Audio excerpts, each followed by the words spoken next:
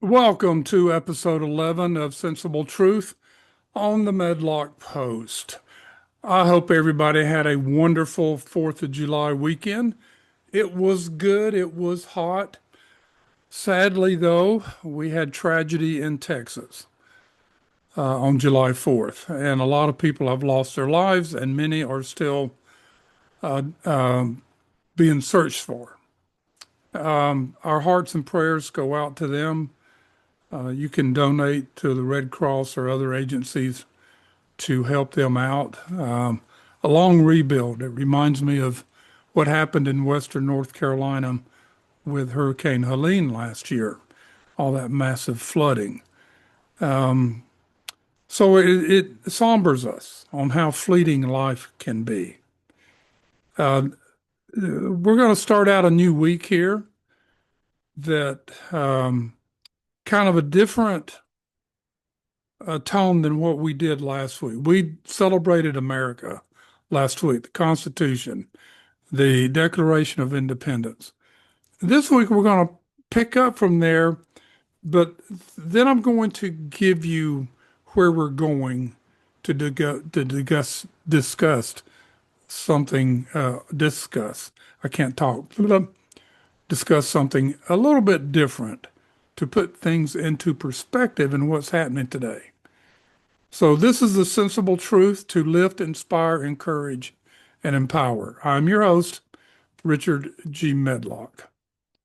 One of the most amazing aspects of the American story is that while the nation's founders came from widely divergent backgrounds, their fundamental beliefs were virtually identical.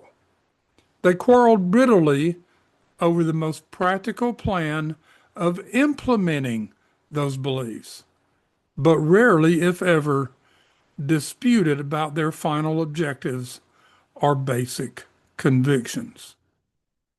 So then we ask the question, are the objectives of the founding fathers still in the hearts and minds of our nation's government today? Not only our government, but in we the people. Well, John Locke gave us the outline. John Locke was revered, studied, and followed by the founding fathers. He gave us three proposals, three principles to build a government. First, all men are created equal. Second, certain basic rights exist independent of government. We call them inalienable rights.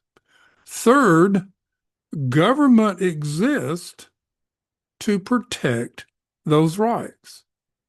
Now that's simple, isn't it? It's very simple, very basic, and allows men to be who they are and do it freely. So, but before we answer that question, let's review original objectives of the founding fathers, the Declaration of Independence and the Constitution of the United States. The founders' objective was to have we the people as a source of power and the government be the servants of the people. To have a nation built upon Judeo-Christian values in a virtuous society. So to sustain that, the Declaration of Independence laid out the formula for individuals to freely enjoy life, liberty, and the pursuit of happiness with God-given unalienable rights. Thomas Jefferson said, quote, "The policy of American government is to leave its people free, neither restraining them or aiding them in their pursuits," unquote. Now, that's a whole lecture right there in that quote. Now, free, neither restraining them nor aiding them. Well, let's look at aiding. We know has been done to restrain us in many ways. But aiding them? Well, wait a minute. What do you mean aiding them in their pursuits? Well, let's see. Government subsidies, um, taxes that are favorable to a certain class of people, um, courts that are favorable to a certain class of people. We can go on and on. So when we look at just that little quote, we have to be mindful of what's going on. So our founding fathers shared beliefs. Despite diverse backgrounds, the nation's founders shared fundamental beliefs focused on equality, not equity, equality, rights independent of government, and government as protector of those rights. They followed John Locke and Cicero and others. Their original objectives were the founders aimed for government power derived from you and I, we the people, a nation based on Judeo-Christian values and a free market economy with minimal interference. Now, why have we focused all these years on Judeo-Christian values instead of just Christian values? Because some of the founding fathers were Jewish. So they combined, they looked at both of these and found we're all on the same page when it comes to these values. So Judeo-Christian values. Now, the Constitution's preamble outlines key objectives such as establishing justice, domestic tranquility, defense, welfare, and liberty for present and future generations. Establishing justice. That's been corrupted. Domestic tranquility. Now, we're going to get into that a little bit later. But there's some chaos and problems out there. Defense. Defend this country. Defend the Constitution. Defend our rights. Defend us from evil. Welfare. This is not handouts. This is a culture that is going to thrive on its freedom and providing that culture so that the welfare of everyone is good and they can thrive if that's what they want to do. And then providing liberty. So current government divergence. Today we question whether today's government still holds the founders' objectives, suggesting these principles are not well upheld. Well, if you have followed me for the last several years, you know how to answer that question. And that battle still goes on, even though Donald Trump has gotten a lot done to turn some of this around. The big, beautiful bill that got signed on July 4th that all media is trying to destroy. They're doomsayers. Oh, we're doomed. It's just terrible. People are dying. We're going to die. I mean, they don't like good.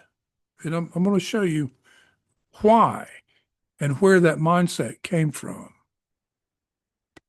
So the question we have today is, are the objectives of the founding fathers still in the hearts and minds of our government today? Some of our government, yes. Some not. What we call the deep state. What about life, liberty, and pursuit of happiness? Is that still alive today? In most ways, yes.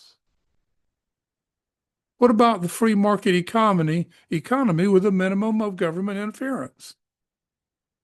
It's getting better under Donald Trump. What about our unalienable rights? That's getting better also. But these rights have been stepped on and attempted to take them all away from us. Is a constitution being followed? There are those that are trying their best to do that. And then there are those on the other side, the anti-constitutional, anti-American, that wants to destroy the Constitution. Excuse me.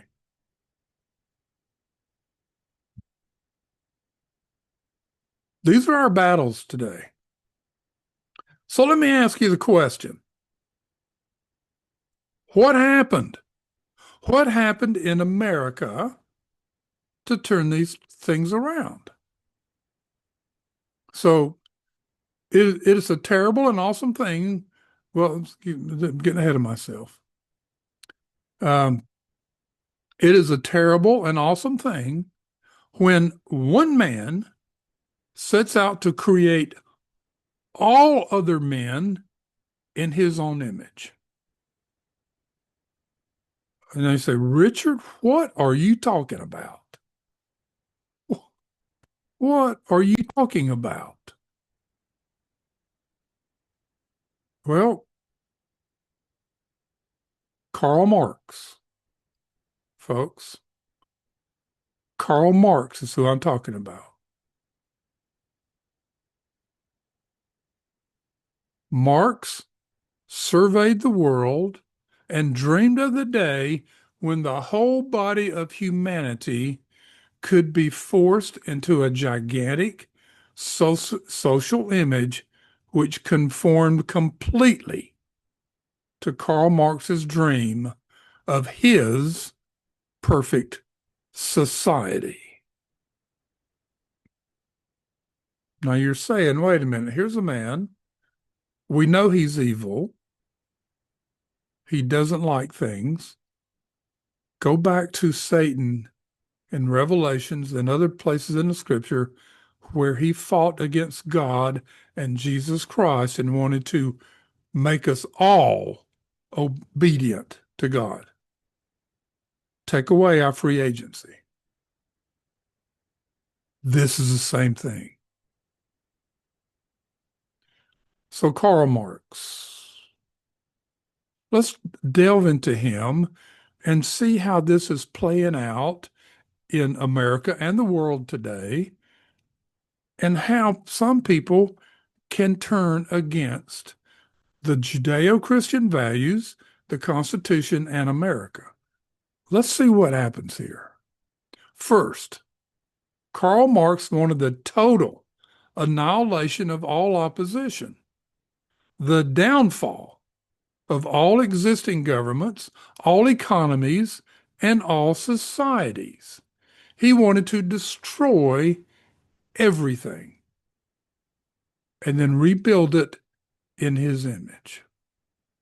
Now, then he wrote, I quote, I shall stride through the wreckage a creator. Now, this goes back to sayings from philosophers way back. Will burn down a country to claim that they rule over the ashes. This is the same thing, folks. He has that mentality. The second thing he needed was a new kind of human being. Now, ladies and gentlemen, that statement right there should scare you, should wake you up to what this is about. Now, that's for later. Hold on to that. He visualized a regimented breed of Pavlovian men whose minds could be triggered into immediate action by signals from their masters. A breed of men with no thought, no feelings, that would do whatever they're told. Now let's continue with this. He wanted a race of men who would no longer depend upon free will. ethics, morals, or conscience for guidance. This is total opposite of Judeo-Christian values, where we have free will, where we have ethics, where we have morals, and we have a conscience, which is we call the light of Jesus Christ. He wanted all of that done away with. Nimrod, let me give you some quotes here from his worshipers and those that led. Nimrod had projected the design, Plato polished it, St. Simon supplemented it, now Marx materialized it. He took all this and materialized it, made it real. Today, this breed of criminally conditioned man walks the earth in sufficient numbers to conquer countries or continents, to change laws and boundaries, to decree war or peace. Yes, they're out there. We see it. Is Putin one of these men? Communism is his religion. Zelensky, China, communism is their religion. Matter of fact, they're shutting down religions, other religions, especially Christian, in China as we speak. They're shutting them down. So the Homo Marxian are the Marxist man. Ladies and gentlemen, what is this?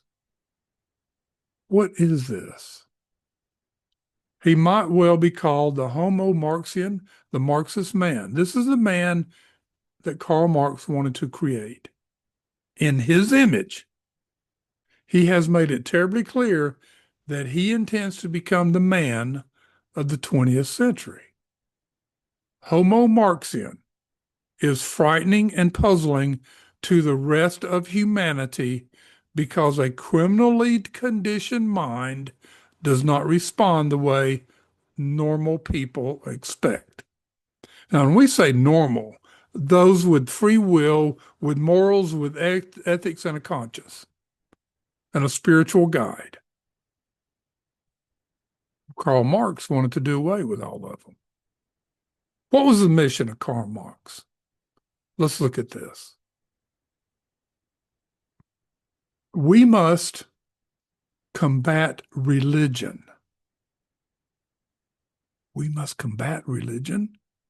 This is the ABC of materialism and consequently of Marxism.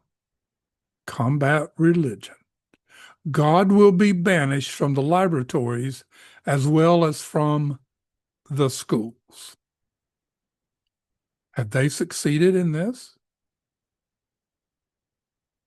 To dethrone God and destroy capitalism. Destroy God, dethrone God, and destroy capitalism.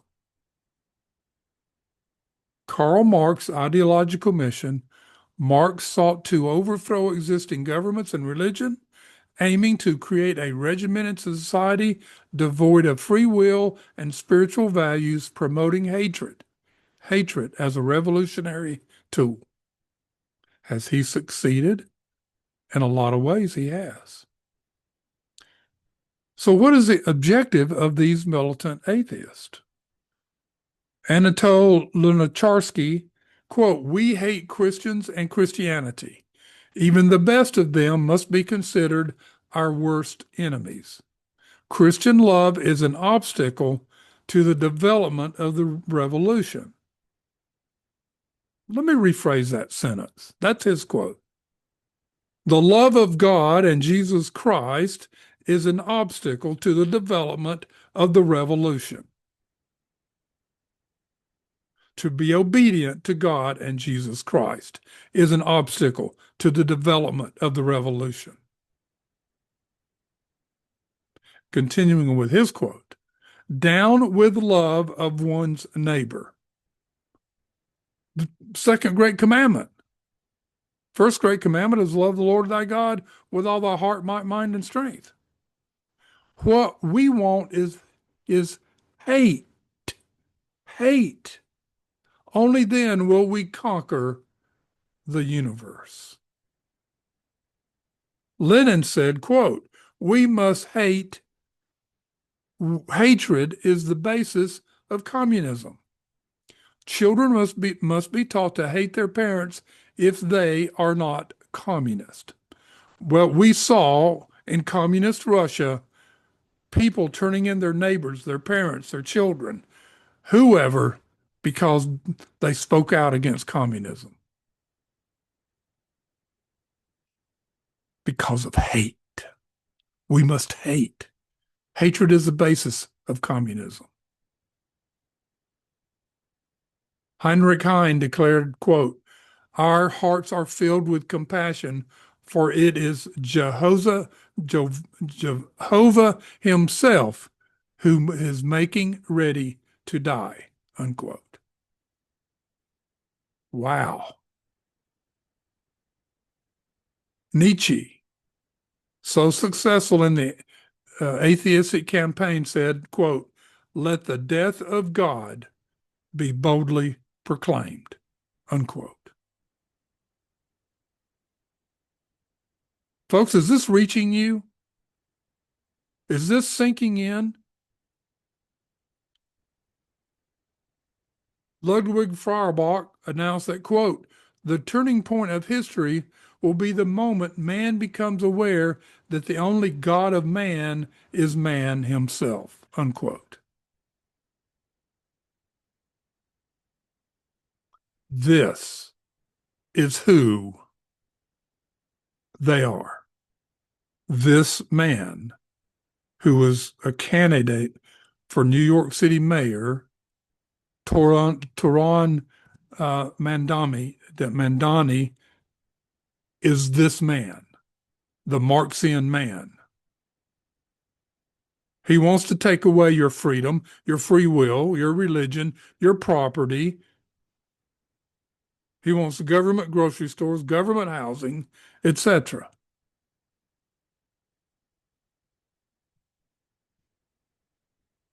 Marx and Engels boasted in their manifest, quote, our program abolishes eternal truth. Right there's their giveaway, folks. They want to abolish eternal truths. They want to abolish natural law, God's law.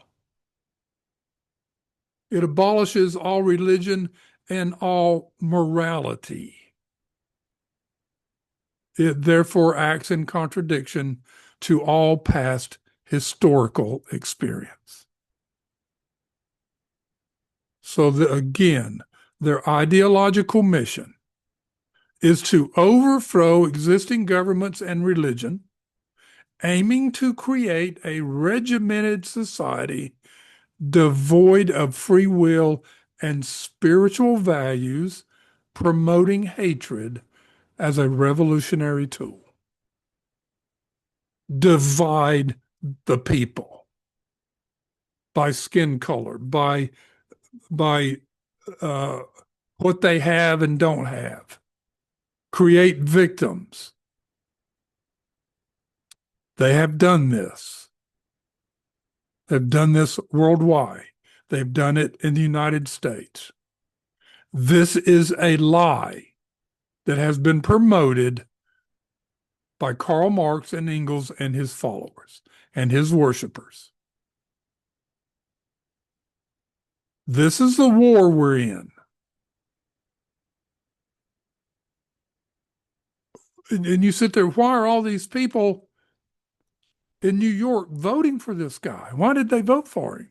Most of the people that voted for him were the younger generations that had been indoctrinated in schools to accept this ideology, this socialism, this communism, this manifesto of Karl Marx. In the early 1900s, in universities and schools, they taught Adam Smith, The Wealth of Nations, a free economy, a free people, to go do what you do best. They took out Adam Smith and injected Karl Marx, his manifesto. And that's what they've been teaching ever since. And in the 30s, this really started coming to light. The creation of the Communist Party USA. They're still there. This Manwami or whatever his name is, he's still a part of it. I'm a member of a Communist Party. Under the 1954 Communist Party Act, or whatever it's called, Communist Act, he cannot hold office. Anyway, so let's wrap this up. I think we're going to come back to this because this is important. But let me just go back here. Communism wants to abolish eternal truths, abolish all religion and all morality. And they want to overthrow all governments and religion and create a regimented society devoid, no free will, destroy your spiritual values, your morality, your conscience. That whatever you want to do is okay. You don't have to answer to anybody. And that you're a victim of society. And promoting hatred as a revolutionary tool. We see this in the streets of the world today. Now, let's go over these. We could spend a lot of time on these, but we're not going to today. These are the 10 planks of the Communist Manifesto in 1848. 1. Abolition of property in land and application of all rents of land to public purposes. So we're going to take all your property away and all the rents come to the government. Number 2, a heavy progressive or graduated income tax. They got that done in 1913 with the 13th Amendment. Excuse me, 16th Amendment. That created income tax, that created the IRS. That was achieved. Number 3, and Trump's trying to do away with it. Abolition of all rights of inheritance. Your parents died, government gets it. 4, confiscation of the property of all immigrants and rebels. Well, who's a rebel? Who's a rebel? Whoever they say they are. Number 5, centralization of credit in the hands of the state by means of a national bank with state capital and an exclusive monopoly. This was achieved, ladies and gentlemen, in 1913 by creating the Federal Reserve. I can do a whole show on that. Number 6, centralization of the means of communication and transport in the hands of the state. They've achieved that in a lot of ways. Number 7, extension of factories and instruments of production owned by the state. The guy in New York, what did he say? I want to take away your rights of production. He said that. The bringing into cultivation of wastelands and the improvement of the soil generally in accordance with a common plan. So we're going to tell you what to do, where to go, what work to do, and what you get. Number 8, equal liability of all to work. Establishment of industrial armies, especially for agriculture. There again, you're going to be told where to go, what to do, and how to do it. Okay, I repeated number 8 there. Number 9, combination of agriculture with manufacturing industries. Gradual abolition of all the distinction between town and country by more equitable distribution of the populace over the country. Agenda 21 is now called Agenda 2013, where they want to build these 15-minute communities where you live, work, eat, shop, everything else, recreation within 15 minutes of walking. Why do they want to do that? Control. How can you in those communities go out and have your own garden? You can't. So when things get tough, you don't have food. You're totally reliable on the government. We could more on that later on. Number 10, free education for all children in public schools, abolition of children's factory labor in its present form, combination of education with industrial production.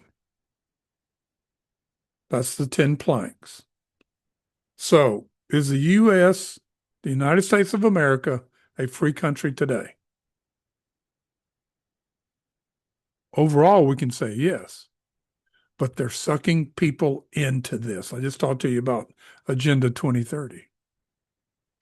As Frederick Bossial wrote in his classic, The Law, just prior to his death, and read it, get it, read it, it's not long. It's a wonderful read. He says, quote, "Let us now try liberty," unquote. And folks, that's what we need to be doing. We need to be doing liberty, fighting for liberty, fighting for our free will, fighting for our religion, fighting for our government, fighting for our free conscience, fighting for our morals and our spiritual values. That's who we are. This is what God has given us to do, to become. And we need to fight for it. And ladies and gentlemen, wake up. It has slowly and slowly crept in. But you know what? We need to fastly get it out. Quickly get it out. Move it on. We don't need this in America or anywhere else.